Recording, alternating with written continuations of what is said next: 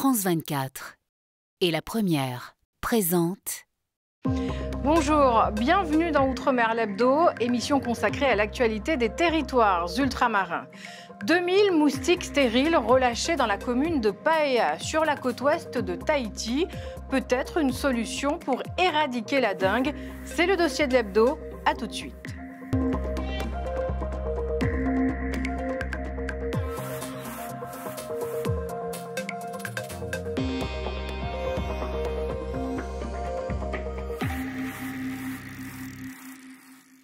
Mais d'abord, la conférence internationale sur les changements climatiques s'ouvre lundi à Belém, au Brésil.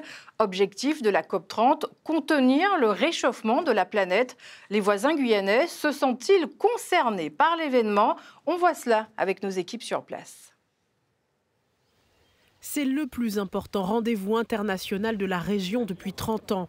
À 2 heures de Cayenne, la COP30 réunira les représentants de 191 pays à Belém. Un événement majeur qui ne suscite pas toujours l'engouement de la population. Le terme, je ne connais pas, c'est quoi? Ça sert à rien.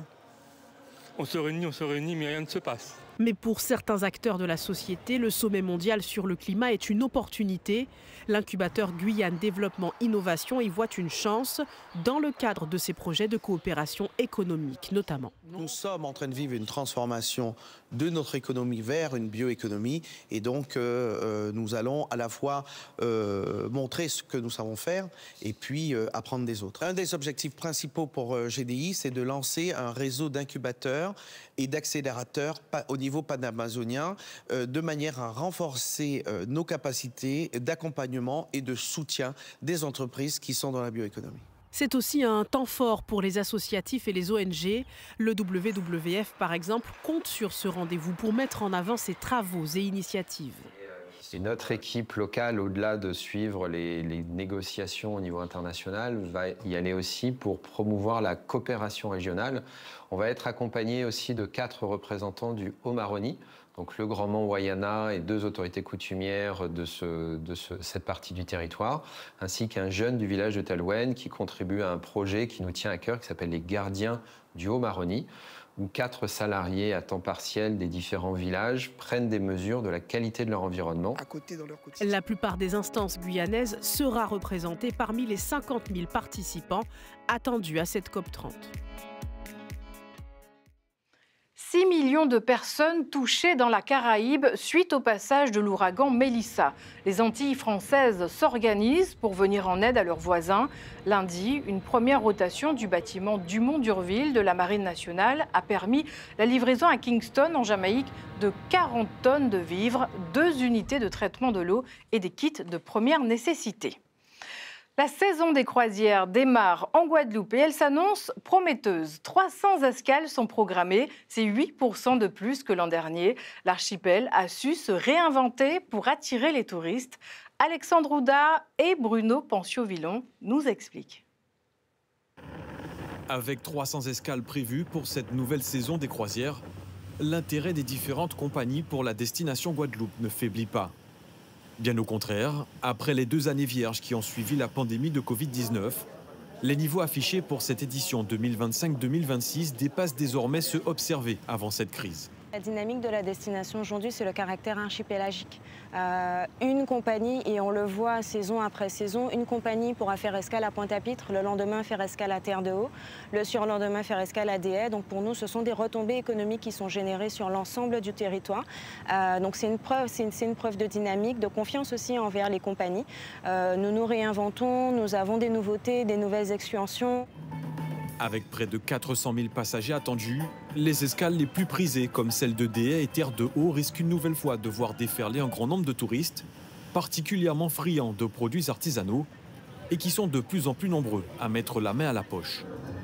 Et la clientèle guadeloupéenne n'est pas en reste, puisque selon le CTIG, 9% des Guadeloupéens partira en croisière, soit l'un des taux les plus élevés à l'échelle mondiale.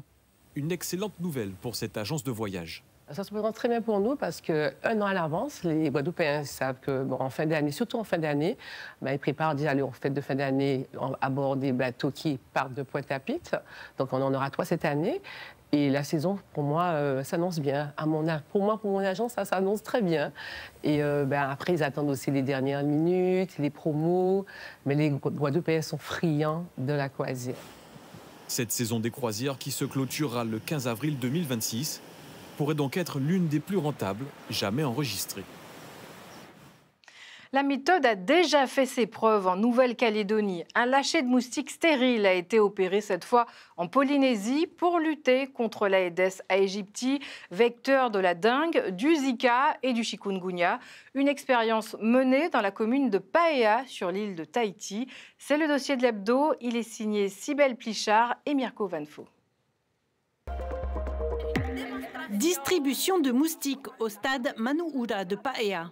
Dans quelques secondes, 2000 Aedes aegypti mâles stériles seront lâchés dans la nature. Au fur et à mesure que vous ouvrirez, vous allez voir les moustiques qui vont s'envoler. Un lâcher symbolique pour marquer le lancement de l'opération Paxit. Chaque semaine et pendant un an, 50, 100 puis 300 000 moustiques seront ainsi disséminés sur une zone d'1 km². Tous les vendredis, on va lâcher des moustiques mâles stériles dans une zone de Paea, puisque l'objectif de ce projet, c'est de comparer une zone où on lâche des moustiques stériles avec une zone où on n'aura pas lâché de moustiques, et de comparer les effets de l'une par rapport à l'autre. Pourquoi Paea? Eh bien parce que la ville abrite le laboratoire d'entomologie médicale qui pilote l'opération. Ici, on parle de reproduction industrielle. Une fois adultes, les mâles passent dans cette machine. Elle permet de stériliser 225 000 moustiques en 3 minutes et demie.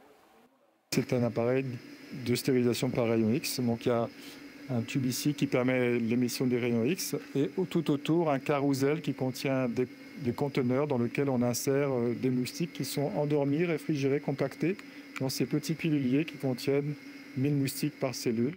L'opération ne pourrait exister sans l'aide de la population. Il y a un an, cette famille du lotissement Vaimouna a accepté que l'on installe des pièges à moustiques chez elle. Ils permettent d'évaluer la densité de la population de moustiques et d'estimer son taux de fertilité. Au fur et à mesure des lâchers, ce taux devrait fléchir.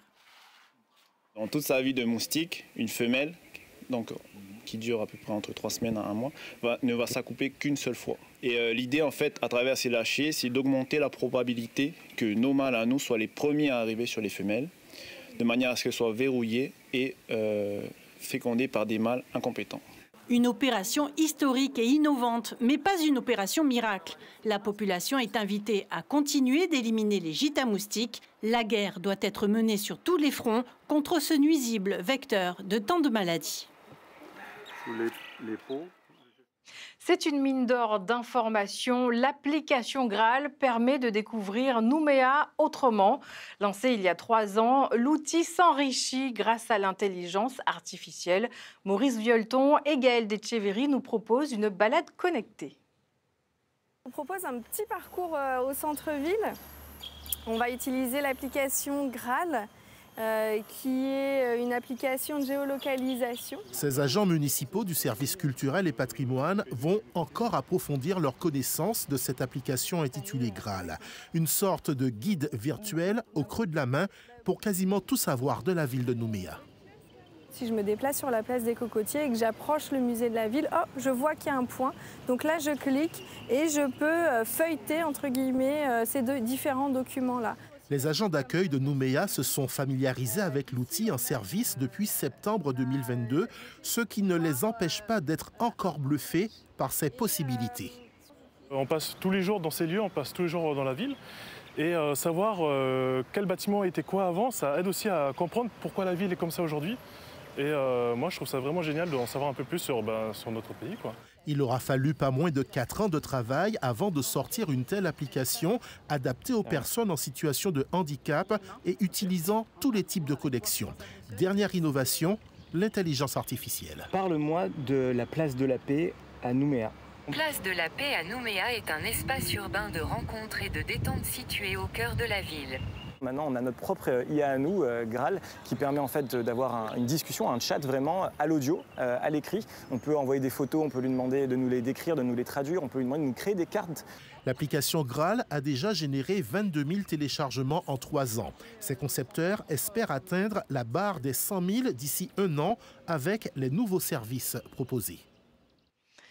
Le curcuma est un ingrédient incontournable dans la préparation des caries à La Réunion. Ce rhizome se cultive dans les montagnes de la plaine des Grègues.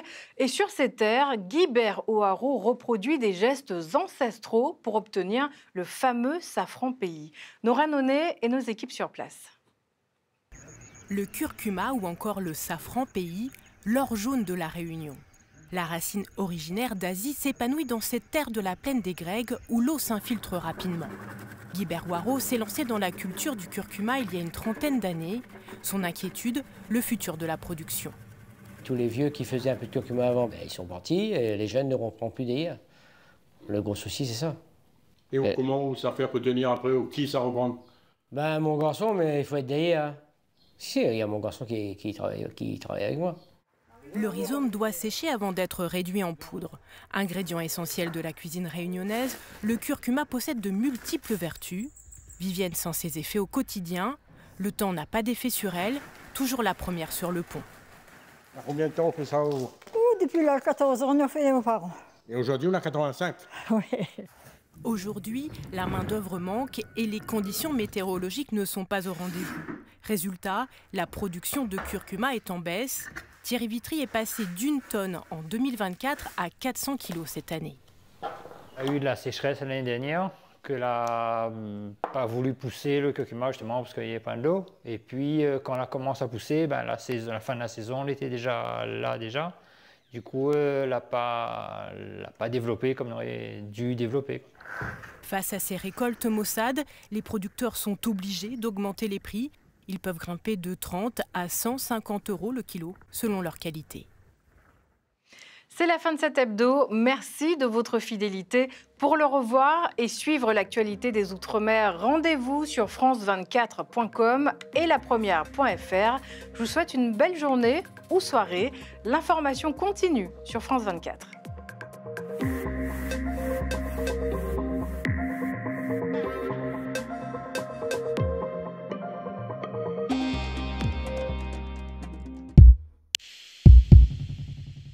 Pourquoi Ramsès II est-il aussi célèbre? Le pharaon le plus connu au monde avec Toutankhamon l'est d'abord grâce à sa longévité. Ramsès le Grand, comme il est surnommé, a régné 60 ans jusqu'à sa mort à 90 ans. Une durée exceptionnelle pour l'époque qui a permis une grande stabilité de l'Égypte. À ce titre, il laisse un important héritage derrière lui. Ce roi bâtisseur est notamment à l'origine des temples d'Abou Simbel et du Ramesséum, mais c'est aussi un grand communicant. Il fait retoucher des statues à son image et a posé son cartouche sur des bâtiments réalisés par ses prédécesseurs.